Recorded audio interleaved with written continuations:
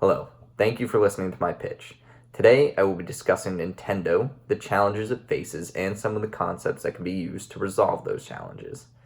Nintendo is a multinational video game and video game system producer, and though it began in the late 1800s making things such as playing cards, it only began its video game journey in 1983 with the release of the Famicom in Japan.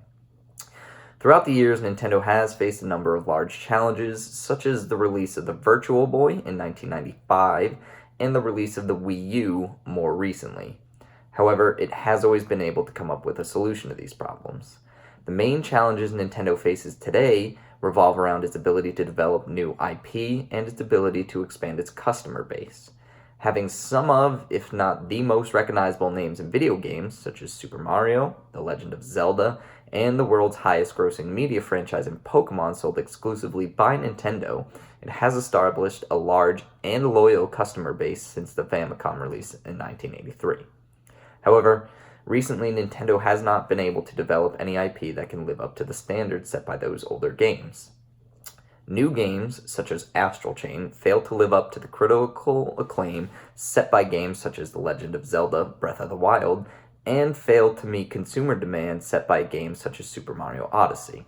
This has affected their ability to reach new consumers and puts the future of the company in danger, as much of their audience may eventually outgrow and outlive the games. Along with that, Nintendo has not done much to reach children and families. Many of their customers are now grown up and between the ages of 25 and 35. Nintendo has put plans in place, such as a web page that teaches parents about Nintendo.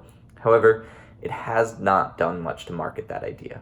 If parents are unsure about video games in general and how their children may interact with them and the characters, they are unlikely to come across that page. To overcome these challenges, Nintendo will need to put two digital strategies in place. The first will be focused on increasing the knowledge of the new IP it is putting out, such as Astral Chain and Daemon X Machina. This strategy will focus on social media and the utilization of influencers. Together with the influencers, Nintendo will create video content that showcases a portion of the new IP it's releasing. Along with these videos will be a digital code that will allow consumers to download that portion of the game.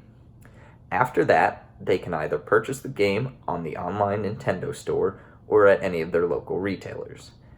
Nintendo will then track the activity of the digital codes to see how many users are downloading and how much time they spend playing the games to determine how effective the strategy is and whether or not the consumers are enjoying the new IP.